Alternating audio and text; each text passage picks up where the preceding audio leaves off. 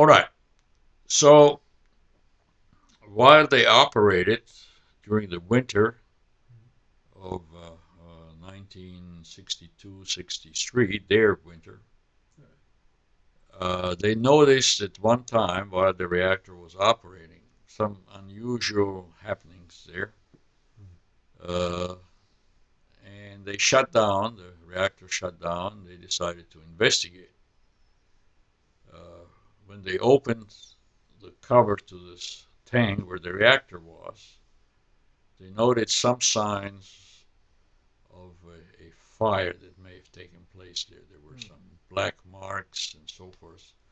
Nothing was actually damaged there, or almost nothing. There was some pressure cans that seemed to have gotten squeezed. But the reactor was not affected, and anything vital was not affected. But of course, they were not allowed to start up until they found out what happened.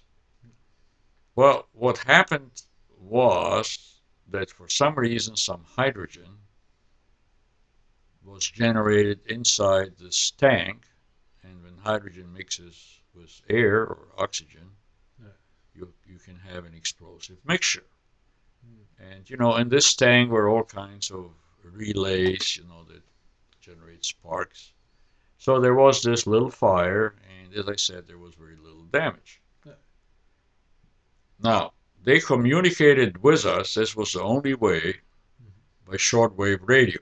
And they described all this to us, and the engineers, and I was part of this group, were scratching our head in Baltimore trying to find out what happened down in Antarctica. And we concluded that in this tank you had the reactor vessel, which was the reactor proper, about the size of a 55-gallon drum, surrounded by a lot of water. And this water was used to keep it cool.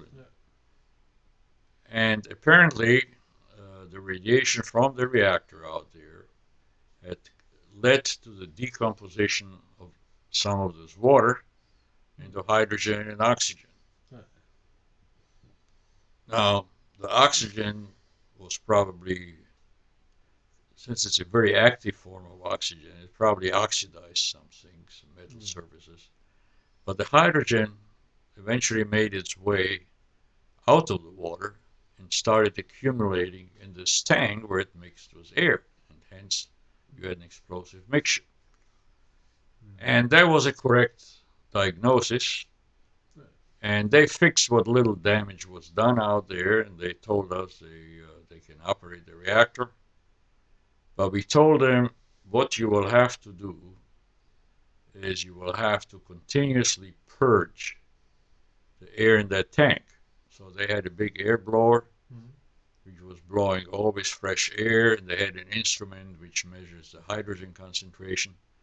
So they started operating, blowing air, and continuously checking the hydrogen concentration. And this way they managed to operate through the remainder of the winter. Electricity was important because that's what they used for heating, that's what they used for lights, and so forth. Then when in the meantime, we proceeded to build a catalytic recombiner. A catalytic recombiner is something not unlike what you have in the exhaust of your automobile, which promotes the combination of hydrogen and oxygen without having an explosion. In other words, you continuously recombine those things and you form water. So that was all ready. So the first plane that was able to fly in there carried that stuff, and they installed it and it worked fine. But they weren't happy with that thing because they were always worried, well, what if the hydrogen shows up somewhere else? So I had a background in this. My doctoral research work was in radiation chemistry, which is the interaction of radiation with all kinds of materials. So they asked me to go down there for a few weeks during the Antarctic one of summer. these calls, I almost may have created a international crisis without intending to. These were not classified, so the Russians could listen in just as easy, on these discussions. So one of the first calls that I made to Jim out there was all the same, top hand, generate. I asked him, Jim, have you taken the hydrogen measurements? So he said yes. So I asked him, well, which contraption did you use? Did you use that contraption that I put together, or did you use the hydrogen bomb? And then I realized, that the Russians are listening in, that the hydrogen bomb in Antarctica. So I said, no, no, Jim. So he says, don't worry, I understand you. I never heard about that too, but I was really worried, because there were international treaties. You were not allowed to have any kind of arms there. And the other thing was my son George, who was in second grade at that time, was well, he was showing off. He was bragging to his fellow students. Oh, my dad went to Antarctica, and my dad brought back, Antarctic rocks there, and my dad saw the penguins, and my dad saw the seals. So the teacher sends me a note and says, well, the other children have become very jealous because George is bragging here. Would you mind coming and talking to all the kids here about Antarctica? So I said, yeah, I'd be glad to. So I brought some of these. I still had, I think I threw it out when we moved now. I had a bag and all these volcanic rock there. And I gave each one a rock from Antarctica. And I also brought a globe with me and showed the children where Antarctica is there.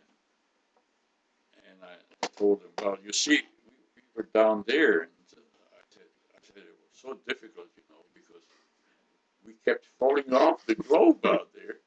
So one little boy waves his hand and he says, I know all about gravity. You didn't fall off the globe. Well, then I told him we didn't have any water out there to drink. It was true. So one guy said, why didn't you drink Coca-Cola? He was right. We had plenty of beer and Coca-Cola, but not water. But just to make it interesting, I brought along a little pouch that the Navy uses for emergency purposes. When you are shipwrecked, you pour some seawater through it, and there's ion exchange in that bag, and it takes salt out, and you can drink that water. So we prepared some salt water. We took some clean water, and they tasted it. It was good. Then we poured some salt in, and they tasted it and started spitting.